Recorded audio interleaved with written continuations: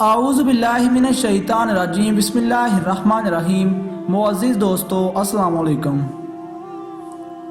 بہت مدت پہلے دور دراز کے ایک ملک میں یہ قاعدہ تھا کہ اس ملک کے لوگ ہر سال اپنا بادشاہ تبدیل کرتے تھے۔ جو بھی بادشاہ بنتا وہ ایک عہد نامے پر دستخط کرتا کہ اس کی حکومت کا 1 سال مکمل ہونے کے بعد وہ اس عہدے سے دستبردار ہو جائے گا اور اس کا ایک دور دراز جزیرے پر چھوڑ دیا جائے گا جہاں سے وہ کبھی واپس نہیں آ سکے گا۔ جب ایک بادشاہ کا 1 سالہ دور حکومت مکمل ہو جاتا تو اسے ایک مخصوص جزیرے پر چھوڑ دیا جاتا جہاں وہ اپنے باقیہ زندگی گزارتا۔ اس موقع پر اس بادشاہ کو بہترین لباس پہنایا گیا اور ہاتھی پر بٹھا کر اسے پورے ملک کا الوداع سفر کروایا جاتا جہاں وہ سب لوگوں کو آخری بار خیر بات کہتا۔ وہ بہت ہی افسوسناک اور غم زدہ لمحات ہوتے اور پھر وہاں کے لوگ بادشاہ کو اس جزیرے پر ہمیشہ کے لیے چھوڑ آتے۔ ایک مرتبہ لوگ اپنے پرانے بادشاہ کو جزیرے پر چھوڑ کر واپس آ رہے تھے کہ انہوں نے ایک ایسا سمندری جہاز دیکھا جو کچھ دیر پہلے ہی تباہ ہوا تھا اور ایک نوجوان شخص نے خود کو بچانے کے لیے لکڑی کے ایک تختے کا سہارا لے رکھا تھا۔ چونکہ ان لوگوں کو ایک نئے بادشاہ کی بھی تلاش تھی لہٰذا انہوں نے اس نوجوان شخص کو اپنی کشتی میں بٹھا لیا اور اپنے ملک لے آئے اور اس سے 1 سال کی حکومت کرنے کی درخواست کی۔ پہلے تو وہ نوجوان نہ مانا لیکن پھر وہ 1 سال کے لیے بادشاہ بننے پر رضامند ہو گیا۔ وہاں کے لوگوں نے اسے بادشاہت کے تمام اصول اور طریقے سمجھا دیے اور یہ بھی بتایا کہ 1 سال کے بعد وہ اسے فلاں مخصوص جزیرے پر چھوڑ آئیں گے۔ بادشاہت کے بعد تیسرے دن ہی اس نوجوان بادشاہ نے اپنے وزیر سے کہا مجھے وہ جگہ دکھائی جائے جہاں گزشتہ تمام بادشاہوں کو بھیجا گیا تھا۔ بادشاہ کی خواہش کا احترام کرتے ہوئے اسے وہ جزیرہ دکھانے کا اہتمام کیا گیا۔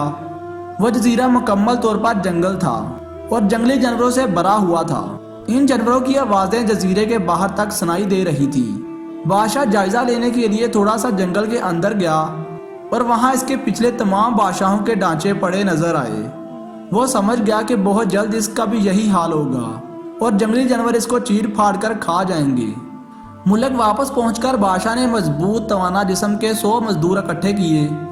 ان سب کو اس جزیرے پر لے گیا اور حکم دیا جنگل کو 1 ماہ میں مکمل طور پر صاف کر دیا جائے، تمام خطرناک جانوروں کو مار دیا جائے اور سب فالتو درخت کاٹ دیے جائیں۔ وہ ہر ماہ خود جزیرے کا دورہ کرتا اور کام کی خود نگرانی بھی کرتا۔ پہلے مہینے میں ہی تمام خطرناک جانوروں کو مار دیا گیا اور پھر بہت سے درخت بھی کاٹ دیے گئے۔ دوسرے ماہ تک جزیرہ مکمل طور پر صاف ہو چکا تھا۔ اب بادشاہ نے مزدوروں کو حکم دیا کہ جزیرے پر مختلف مقامات پر خوبصورت باغات تعمیر کیے جائیں۔ وہ اپنے ساتھ مختلف پالتو جانور مثلاً مرغیاں، گائیں، بھینسیں، بطخیں اور بھیڑیں وغیرہ بھی جزیرے میں منتقل کرتا رہا۔ تیسرے مہینے میں بادشاہ نے اپنے مزدوروں کو حکم دیا کہ ایک شاندار گھر تعمیر کریں اور اس جزیرے پر ایک بڑی سی بندرگاہ بھی بنائیں۔ گزرتے مہینوں کے ساتھ ساتھ وہ جزیرہ ایک خوبصورت شہر بدلتا جا رہا تھا۔ وہ نوجوان بادشاہ بہت سادہ لباس زیب تن کرتا اور اپنی ذات پر بہت کم خرچ کرتا۔ اپنی بادشاہت کی زیادہ تر کمائی وہ جزیرے کو بنانے میں لگاتا رہا۔ 10 ماہ گزر جانے کے بعد بادشاہ نے اپنے وزیر سے کہا میں جانتا ہوں کہ 2 مہینے بعد مجھے جزیرے میں چھوڑ دیا جائے گا لیکن میں ابھی سے وہاں جانا چاہتا ہوں۔ وزیر اور دوسرے وزراء اس بات پر متفق نہیں ہوئے اور بادشاہ سے کہا آپ کو 2 ماہ مزید صبر کرنا ہوگا تاکہ سال مکمل ہو جائے۔ سال پورا ہو جانے کے بعد ہی آپ کو اس جزیرے پر چھوڑا جائے گا۔ بالآخر 2 ماہ مکمل ہو گئے اور بادشاہ کا 1 سال ختم ہو گیا۔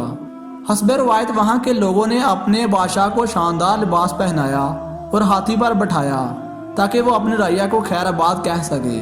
خلاف توقع یہ بادشاہ اپنی الوداع تقریب پر بہت ہی خوش تھا۔ لوگوں نے اس سے پوچھا اس موقع پر تمام گزشتہ بادشاہ تو رو رہے تھے لیکن آپ ہنس رہے ہیں، آپ کے اس قدر خوش ہونے کی کیا وجہ ہے؟ تم لوگوں نے دانیاؤں کا وہ قول نہیں سنا جب تم ایک چھوٹے بچے کی صورت میں اس دنیا میں آتے ہو تو تم رو رہے ہوتے ہو اور باقی لوگ سب ہنس رہے ہوتے ہیں۔ ایسی زندگی جیو کہ جب تم مرو تو تم ہنس رہے ہو اور باقی دنیا رو رہی ہو۔ میں نے ایسے ہی زندگی گزاری ہے جس وقت تمام بادشاہ محل کی رنگینوں میں کھوئے ہوئے ہوتے ہیں تو میں اس وقت اپنے مستقبل کے بارے میں سوچتا تھا اور اس کے لیے لائحہ عمل تیار کرتا تھا۔